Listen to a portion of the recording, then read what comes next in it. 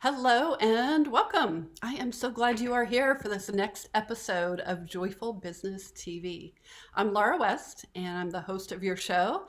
I'm also the CEO and an intuitive business coach for the Center for Joyful Business. And, I want to share that for over 20 years, I have been working with conscious business owners, coaches, consultants, um, people who like to do really meaningful work in the world. And I help them get their soul work out in a way that is fun, creative, in a way where you just like you can't wait to get up in the morning and share your work. And that really makes a difference for people. It makes a difference to have a way to be able to put their business out into the world um, in a way that feels really good. It's like soul nourishing rather than soul crushing. That's the kind of marketing we like to do, soul nourishing marketing rather than soul crushing marketing. So that's why I have a special guest for you today. Um, she totally gets that. She totally gets soul nourishing marketing. It's one of the things I've always been impressed about her over the years. So I have a new friend I want to introduce you to. She's actually a longtime friend of mine. We were just talking about how long have we known each other. It's been way over 10 years. Um, but years ago we collaborated on some different types of collaborative books, and this is Lisa Manyon, and we were in several different books together. And it's kind of it's fun how you follow each other's careers over the years, and then we've recently reconnected, and it's so great to see some of the cool things that she's up to, and I can't wait to share more about it. So let me introduce Lisa here.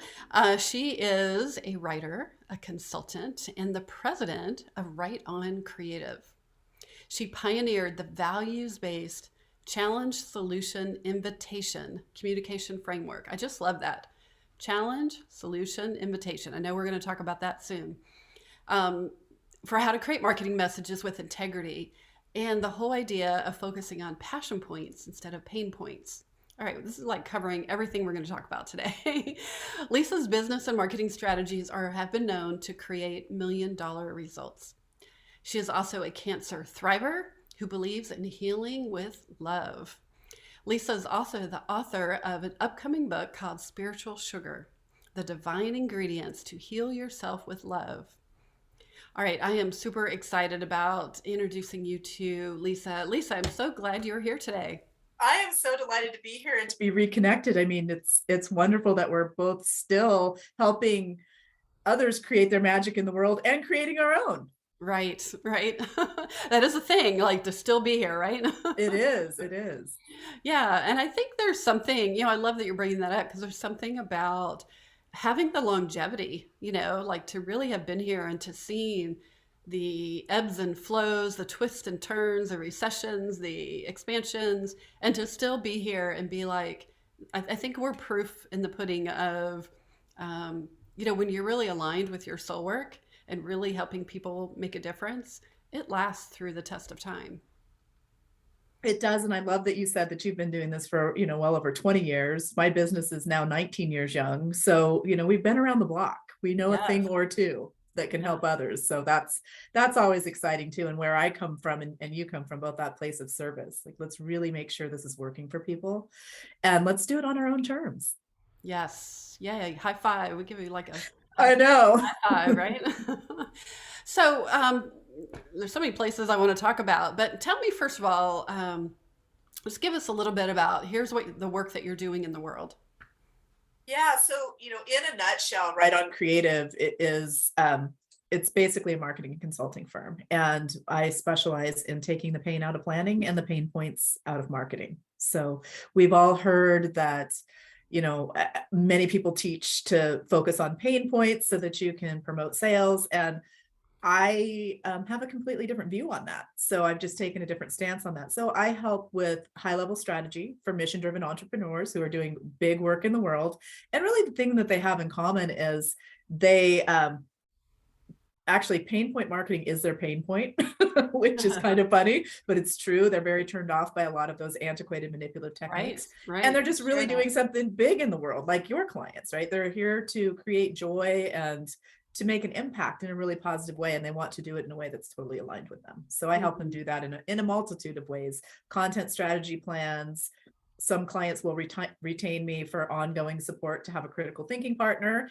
And I also do website reviews. And the whole premise is to make sure that the clients I'm working with have a solid foundation. And that starts with your planning and strategy, your messaging and your copy, your branding and image, and your publicity and your PR. So we take a look at all of those things within a business and just make sure they're all aligned, because what happens if there's an energetic disconnect in any one of those areas, that long-term sustainability for your business isn't going to be there. And I know you know that. Yes, yes, that's one of the things that I'm passionate about is that energetic alignment. I was just writing an article about it today. So I love that you said that. It's because you can have all these brilliant ideas in the world and you can be on trend, but trends don't last that long. But when the energetic alignment is there, I think that's why you and I are still here, right? Well, After, it's because we're visionaries, right? And that's a lot different than being a trend follower, right? yes. So I always say to all of my clients, and even if people aren't my clients, don't jump on the bandwagon too quick. Just because there's a new bright shiny object doesn't mean it's going to be the newest, latest, greatest thing that's going to make your business a lot of money. A lot of these new things actually are distractions, and they take you away from your message or mission and what you really want to do in the world. Oh, I so agree. I so agree. I feel like I'm always saying when you scatter your energy, you get scattered results. Focused energy gets focused results. Now, when you're highly creative, that's harder to follow through on. I True. totally get that. I'm sure you do too. Yes, I do. So I want to go back to what you were talking about, this idea of pain points. And I know that, I mean, for decades, I was always taught, from all these marketers to find out people's pain points. And you have a different way of looking at that. And I would love it if you could share a little bit about that with those who are watching. Yeah, absolutely. So just like you, when I was taught by all of the big gurus and marketers and copywriters about how to create messages, it was all about the pain points. And it just didn't feel right to me. And it didn't feel right to the clients that I was working with either. People would come to me and say, Lisa, we've mapped out all these pain points in our content, whether it's website or maybe it's a brochure or whatever it might be, and it wasn't working. And so I would just ask a simple question. How does it feel to you when someone pokes at your pain points and tells you and amplifies the problem that you're having, right? And they're like, that doesn't feel good. I'm like, great. Well, would you actually talk to a person this way, the way you're writing? And they're like, no, I wouldn't. I'm like, cool. Let's erase all of that and let's just focus on passion points. And what that means is it's just a very subtle shift. We do need to know what the problem is. That's important because we want to know where people are so that we can move them from where they are to where they want to be. But we just acknowledge the challenge with empathy and understanding. So we know where people are. And then our solution is where the magic really happens. It's where we have to articulate our value proposition in a way that people understand the results and value that they're going to get, whether it's case studies or testimonials or something like that, right? You just wrap those in there. So you're painting that picture of possibility to show people what can happen. And you need to do this for every revenue stream. This is where people miss the mark a lot of times. They think they're just going to do big, broad messaging and magic is going to happen, or build a website and suddenly sales are going to happen. And we know that doesn't work. Right. So when you're really, really clear about your solution and you can articulate that value proposition in a really beautiful way, then you're just set up to extend a very beautiful invitation to ask people to take the next step. And within all of that, you're focusing on passion points, painting that picture of possibility and showing people what life can be like once they've experienced your product or service, instead of drawing them into the depths of pain point depression and saying, pointing out what they're lacking, what they're missing, and making them feel worse about it. And that's a psychological tactic in marketing. And I've found that it's very damaging and it can do a lot of harm. And so I just flipped the script and started doing it a different way. And people are getting really great results with it. And that makes me so happy. Yes, me too. It's fantastic. Yeah, I have gone, oh my gosh, I can't tell you the number of workshops or conferences where I walked out on the break and just felt disgusted with the manipulation tactics and how they, pull at those pain points. And it's just, and I've seen people in the hallways crying because they've been so tripwired to death, that they are just, oh my gosh, it's just, to me, that is just a manipulative approach. And it's like, gosh, I don't want people to, talk about what you were talking about. I don't want people to approach me like that. So I don't want to, I want to treat people the way I want to be treated. Exactly. And you touched on something really important about the harm that it does and seeing people cry and all of that. And it also, I mean, it perpetuates buyer's remorse. So that's part of the buyer's remorse. It perpetuates chargebacks and return rates, right? Mhm. So if you're psychologically manipulating someone into doing business with you, then you're not going to create long-term sustainable business relationships. And that's why both of us are still in business, because that's what we do. Right. And we don't want people missing the mark there. It's about building relationships. And so many people say, well, I don't like to market, or I don't like sales. And I explain to people, it's really all about building relationships and showing up and being of service. And when we shift that energy, we talked about energetic alignment, and we'll continue to, because we're both very aligned with that. It's important. You can't expect to treat people one way and then show up another way, right? Yes. So using tactics that don't align with your mission, your vision, your values is what causes that energetic disconnect. And with just some slight shifts, you can really make a big difference. Oh, I love that. I think that's just brilliant that you've named that and work that into your consulting and what you do. Um, yeah, to me, that is the difference between having a sustainable business and I made a little money this month, and now how come I'm not? That roller coaster. Right. And that's oftentimes, people will say, go after the low hanging fruit. If you can make money, just do that, and do that quickly. And that isn't always the best way to go. When you set up a really solid foundation, you can actually create long-term sustainability, make more money, be aligned, have happy clients. And we want that, right? Because if we're not doing that, we're getting people who are not happy. Word of mouth spreads. They'll share this with others, and your reputation becomes damaged. And there's another thing that I want to talk about too. Speaking of manipulation, there's a lot of people teaching how important it is to overcome objections. Mhm. And I say, don't do it. Mhm. And people say, what do you mean? And I said, listen, if you have to talk somebody into doing business with you, they shouldn't be doing business with you. You can be of service and share information and give them the information, equip them with the information they need to make a really informed decision, which is what the challenge solution invitation framework does. Or you can try and convince someone who tells you they don't have the time or the money or the interest to do business with you. And then guess what? Later on, they're not going to be that happy if they weren't fully aligned to begin with. Yes. Yeah. I'm totally agree with what you're saying. So this is why you are here.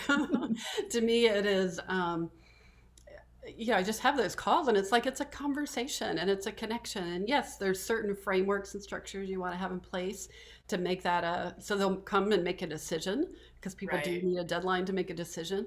But to have that false sense of urgency to put them under stress when there's no reason for it, just again, it feels like another manipulation tactic that in the long term, as you said, doesn't pay off, because everybody talks. And it's like, wouldn't you much rather have a client who's like, oh my gosh, I have the greatest coach in the whole world, or whatever it is that you're doing, rather than like, yeah, I didn't like how she hired.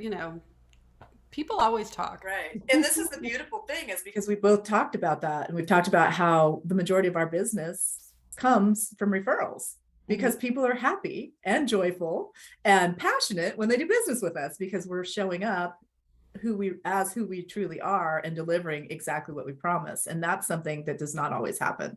Right, right. Even with, there's so much of our business that is online these days.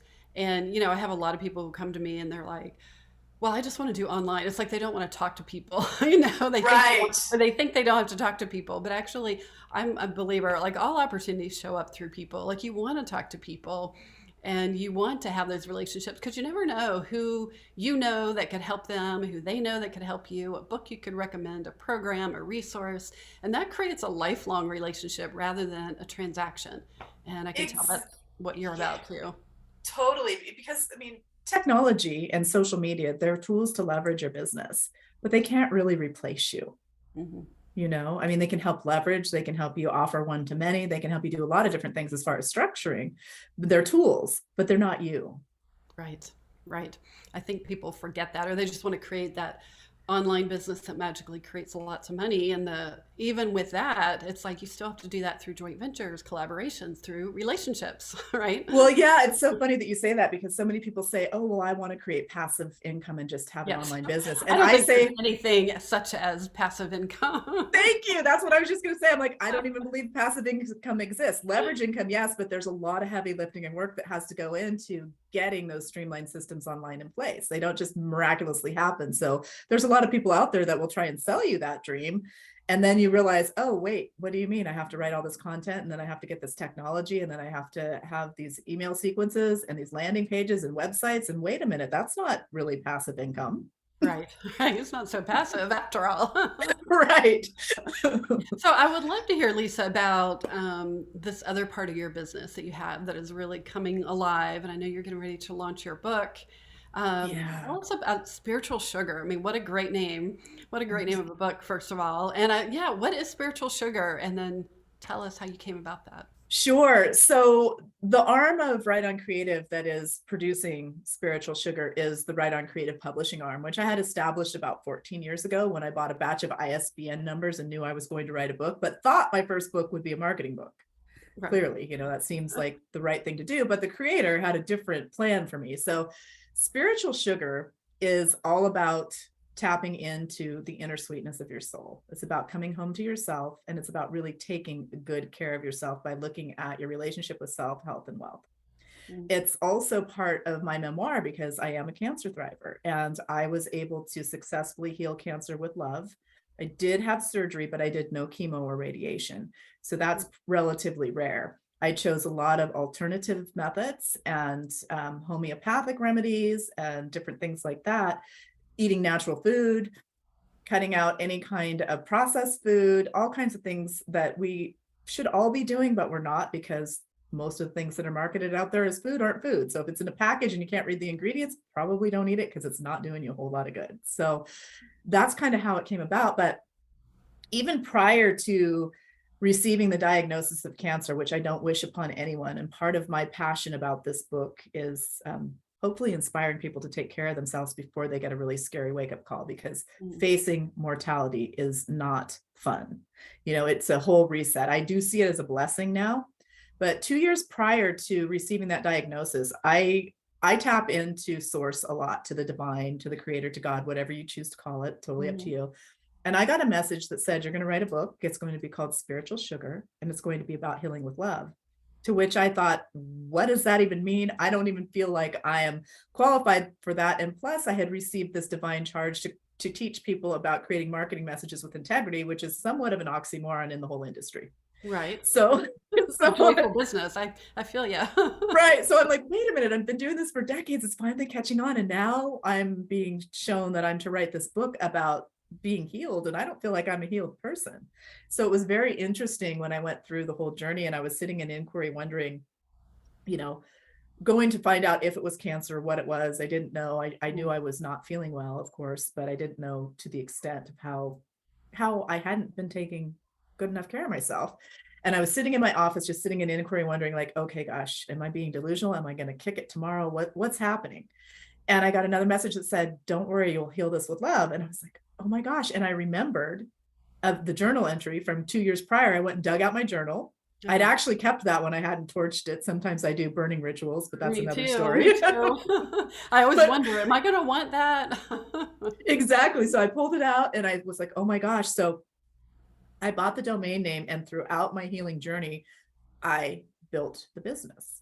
And then this year wrote the book, and it will be coming out. And I was declared cancer-free and cured officially via Western medicine in August of 2022. So it seems like a good time to have the book come out. And thank you. I know it's such a blessing to just be on this earth and to be able to share my journey, and hope that it inspires others and help people take charge of their own lives to heal themselves, because we do have more ability to do that than many people would lead us to believe.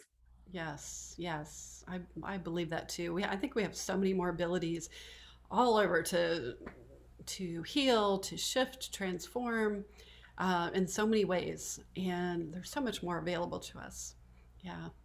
I love that. I'm so just so glad. I'm glad Thank that's the right you. word. I'm so happy for you and for all of us that we are blessed with you being here on this earth for I longer. appreciate that. And I always tell people, listen, we're not promised tomorrow. So if you're sitting on a business idea or there's something that you want to do in your life, don't wait. Just don't. I mean, we never know what's going to happen. Seriously, I thought I'd be writing a business book. Eventually I will, but this is what I was guided to do, and I'm just going with it. And I know that this is basically, what humanity needs right now. We've been through some very trying times the past few years, and it's really time for us all to look at what we're doing and take our own personal accountability to really just own our wellness, own our life, do what's best for us and for humanity, and like do our little part in the world to help, period, whatever that looks like. And everybody has a gift in them that can help and can serve and can make a difference. Yes, yes, absolutely. Everybody has that, gifts to give, from all of Yes. their expertise, from all their experience, whether it was challenges or success in different ways that success shows up. Um, that, maybe we didn't think that was the path as you're talking about. Yeah. Yeah, and everything evolves. So as Right on Creative continues to evolve, now there's the publishing house arm, and that will probably mean that I'll be doing some different spiritual sugar compilation books and some things that are going to grow the business in some different ways, but are going to give other people the opportunity to share their stories, right? And Mm. that's so important because I think we underestimate the value of stories and how sharing our personal experiences really impact others. Yes. And everyone's stories and experiences have value, and that's something that I'm really really passionate about too. It's people, we're so hard on ourselves. I mean, I know I'm the worst at that, but we really are, and we need to be more compassionate with ourselves and really take care of ourselves. Yeah. It's interesting because we always, it's hard not to look at social media or look around and on websites and things like that, all these lifestyle brands, and you see all this and you think, oh, everybody else has got it all figured out. How come I don't? But yet the thing that we bond with, and I think we really got through the crunch of the pandemic, was no, I want to hear the story. I just always remember the story of seeing Reese Witherspoon in her closet doing a Zoom because she was trying to get away from her kids, kind of thing. And it Right. was like, that was real. Like, and we wanted to see the real stuff. And I think that is true now more than ever. And so I think your book has such wonderful, of course, divine timing for when it's coming out because we're just ready for this. I think so too. And it's an interesting journey for me because I've always kept everything very, very contained with my public persona, and I keep my personal life very private. Mm. And this is vulnerable. I mean, this is a Yeah. healing journey. And there's some journal entries about what I was going through in there. There's all kinds of things that I'm sharing that I typically would not have shared prior to facing mortality, but realizing that this experience will help others, hopefully even avoid getting a diagnosis, because you can course correct. People say to me, oh my gosh, you got sick, so you lost so much weight. Actually, I got healthy, and that's why I lost weight. I started eating real food, drinking pure water. Not that I wasn't eating all, but I was eating processed food, and processed food is not as good for you as, say an apple is better for you than processed applesauce, right? Whatever, Right. however you want to look at it. But Right. people had this really interesting correlation that they thought because I had lost weight that and gotten healthier, that it was because I was sick. Now that did prompt it, but the reason that I lost weight is because I was getting healthier and I was changing my eating habits and walking more and doing all these things that we can all do. And we should be doing every day, but we don't always do that. And clearly I wasn't taking as good care of myself as I could have been. I thought I was, but I was so focused on business and making a difference and serving everyone else that I kind of lost myself in all of that. Yeah. I would love to go there because I think that it's one of the like shadow sides of having a passion-based business. It's like I know my clients, I'm sure like yours, they're so passionate about what they do and they just want to reach more people and change more lives. And then it can become all of a sudden you're sitting your butt down in front of Zoom all day and you're not moving, and you're, yeah, reaching for the quick foods and things like that. And it's so easy to slip into those habits, and even though we know better. And so I love where you're calling us to this place of, yeah, even passion and moderation because you need to like take care of yourself. And this, I mean, I always go back to that golden goose, you know, like you are the golden goose sharing your gifts with the world. And you can't do that if, you know, you're not feeling well. Well, it's so interesting that you bring that up. It's so true because after receiving the diagnosis, I was sitting in my office and I was thinking to myself, because I didn't know for sure. I mean, I was in that uncertain place, like, oh my gosh, what does this mean? Does this mean that my life is over? Mhm. Is this it? Because most people, when they get a cancer diagnosis, it's actually read as a death sentence, which is not actually true. We've been programmed to believe that that's true, but that's not necessarily true. So I was sitting there going, oh my gosh, did I kill myself for this? And what is this? And I was thinking about, how I've been of service to so many people and helped build so many businesses and write so many messages to help people sell so much stuff. And like, does Right. that even really matter? At that point, it didn't really matter. I mean, I felt good about what I had done, but I had to really look at that and look at, okay, how am I going to show up now moving forward? And how can I still be of service, but how can I be of service to myself? And the another message that I got was your number one priority is to take care of you. And we've heard the saying that you can't give from an empty cup, and that's very true. And Mhm. clearly I had reached that point, right? And I received the wake-up call of a diagnosis of cancer. And we don't have to do that. We can set our lives up for success and make sure that we get up and move every day, go for a walk, drink water, um, eat good food. And, I I joke that I quit my 4 favorite food groups when I went through this: coffee, wine, chocolate, and cheese. They're not really food Right. groups, clearly. I thought that would kill me. It didn't. And I felt much better. Now I can, as a reward, move some of those back into my life, you know, in moderation. Hmm. But we have to look at how we're showing up, not only for others, because we're really good, and especially as women, we're here to be of service and nurture and take care, right, of people. Yes. Yeah. But we forget to take care of ourselves. Forget to do it for ourselves. Yeah. Yeah, so true. So true. Well, you know, you mentioned something about when you started talking about spiritual sugar, about connecting to source energy. And I know our listeners have different names for that. Um, but I'm curious, like, if there's something you're willing to share about how you connect to source or how source plays a role in your business as well as your life. Absolutely. So I've always been very, very connected to the divine, and, whatever name you want to call it. Like you said, some people call it God, whatever. How I connect is through nature. That is my biggest connection. I get out and I spend time in nature, and then I am just activated. And anytime that I'm losing faith or, thinking, oh my gosh, maybe there isn't anything bigger than me out there, I just look at nature. I mean, it just shows you. It's Right. an amazing and incredible thing. So that's one way. I pray and meditate quite a bit. I like to create really fun little rituals in my office. Uh-huh. There's all kinds of things that I do, but really it's listening. We all have that inner intuition and knowing and the ability to connect directly with guidance. And it can come, from whatever source you choose. Many people will say, I say the divine. I believe I get my messages directly from the creator. There are people who get messages from angels. There's Mhm. people who call on ascended masters or other guides. And yes, I'm willing to get help from ascended masters and angels. Mostly, though, I go direct. I'm like, let's just go to direct to whatever this power is. And I can't tell you exactly what it is, but I know there's magic there, and I know there's healing there. And I know that every time I follow those golden threads, then something more beautiful is revealed. Like I'm here today because of that. Oh, I love that. I love that.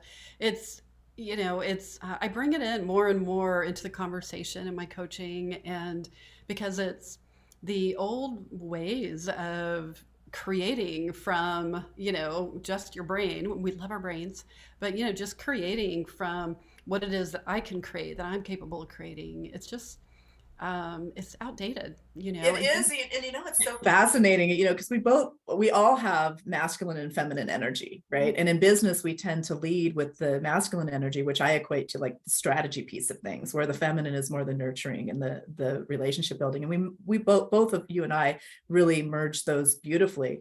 What I'm finding is so fascinating is that when I'm working on Right on Creative, even though I've definitely softened the approach to marketing and focus on those passion points, I'm far more in my masculine energy because there's a lot of strategy right. around that. And when I tap into the spiritual sugar project, it's just like I breathe, I sigh, that feminine energy comes out. It's all about that nurturing, taking care of others, taking care of myself. And it's really interesting. So one of the things that I talk to clients about too is like tap into how you're feeling, how your body is feeling in the work that you're doing, and think about how you can adjust that if it isn't feeling completely aligned for you. Yes, yes, I love that. I love that.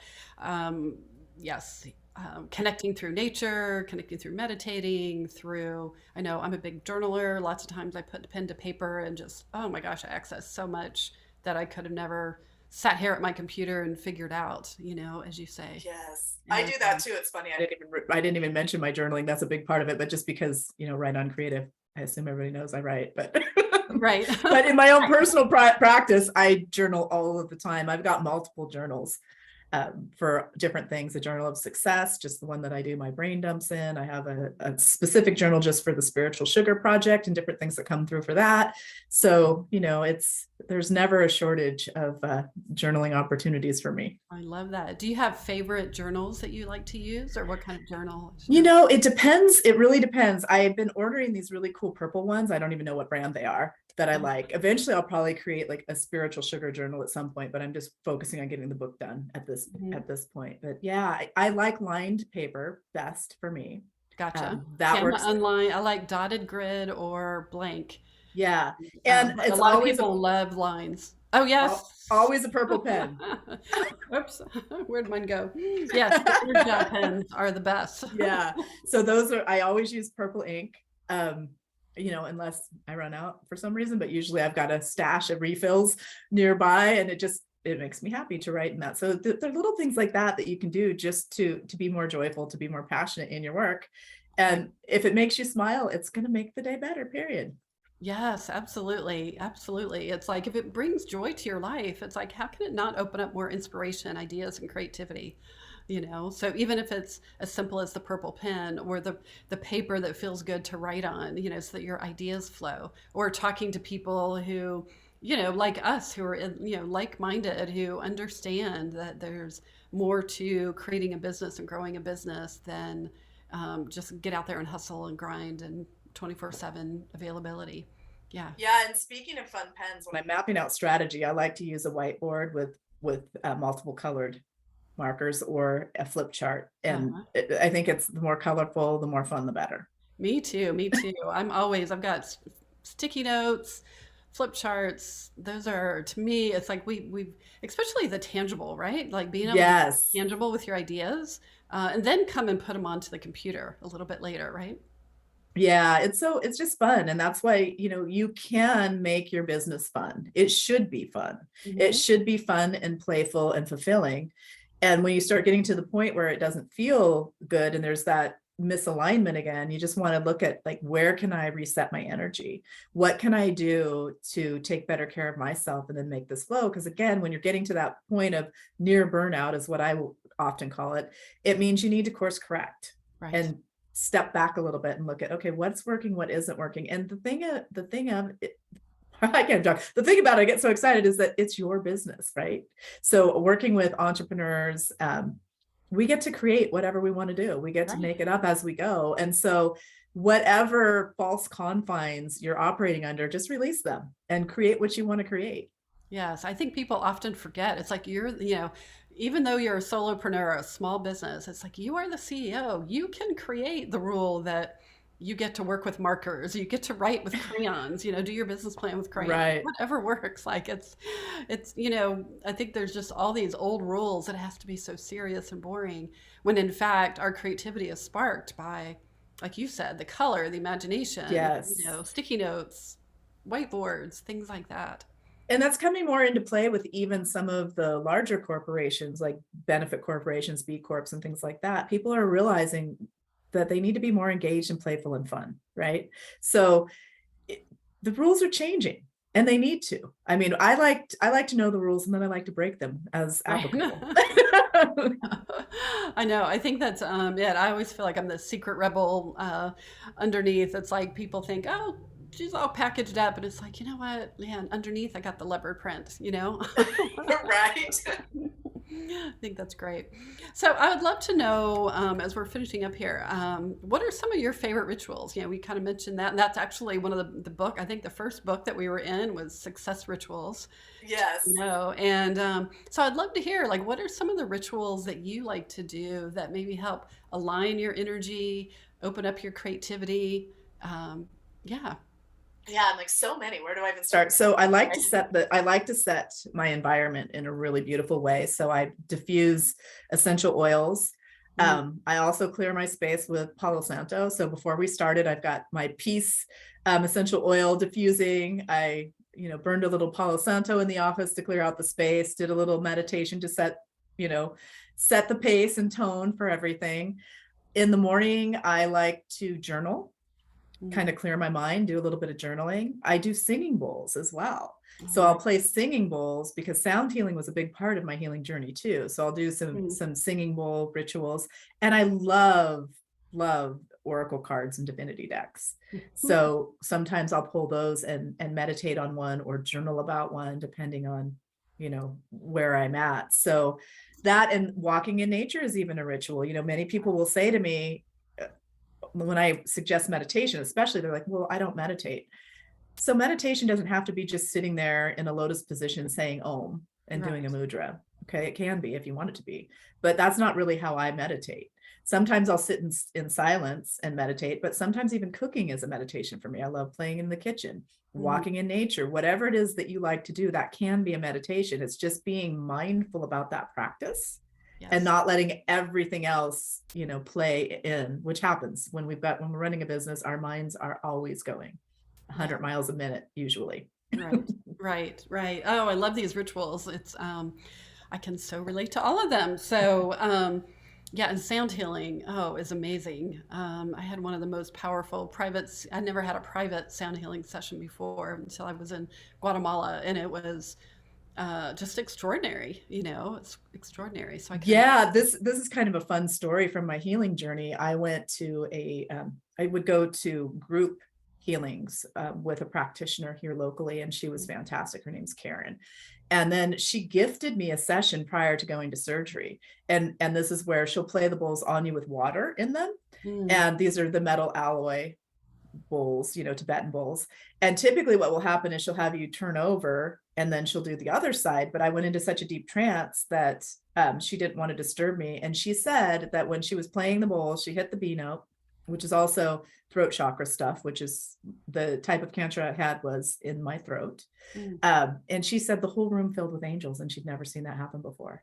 Oh, Now, I wow. didn't see it because I was in a trance, but I totally believe it. And I'm like, bring on all the angel energy you can, because I'm getting ready to go into this massive surgery. And Right. even just going under anesthesia, there's no guarantee that you're going to come out of that. So there's that layer. And then there's two major surgeries that were happening too. So not only does it regenerate your cells and really helps you heal, but there's some pretty spiritual things about sound healing as well. Right. Right. Right. Oh, I love that. Thank you for sharing that story and how that both help with your healing.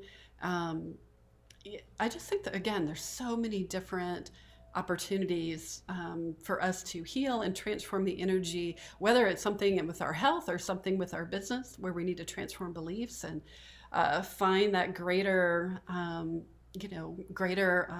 depth of leadership and willingness and vulnerability to share our stories. It's yeah, it's so beautiful. Thank you. Yeah, Thank you. thank you. Well, I really appreciate you showing up today and coming on to Joyful Business TV. How can people find out more about you and especially about your book? Yeah, so you can go to spiritualsugar.com and find out all the information there. I have a Journey of Awakening audio and some journal prompts for you. And of course, booking updates will be coming there as well. And then for any of the business strategy kind of thing and marketing, you can go to rightoncreative.com. And right now, I have a really fun messenger quiz on the site that shows you your messenger type and also leads you through the challenge, solution, and invitation framework and helps you apply it to your own business. And those are just gifts to you. No charge, just pop on there and check it out. Of course, you do have to trust me with your email. Promise I won't spam you. And you can leave anytime and come Yeah, anytime. fantastic. So Yeah, fantastic. Well, that's really generous. I appreciate you sharing both of those resources, and we'll make sure we put that in the show notes as well.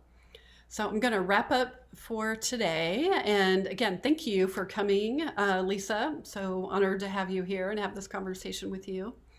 And thank you, everybody, for coming here today. I want to remind you that you can also get some great resources over at joyfulbusiness.com.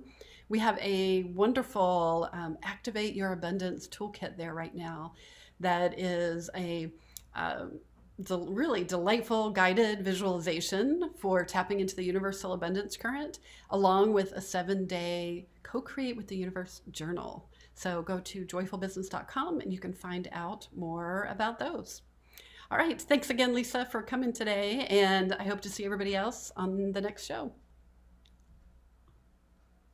Thank you for watching this episode of Joyful Business TV.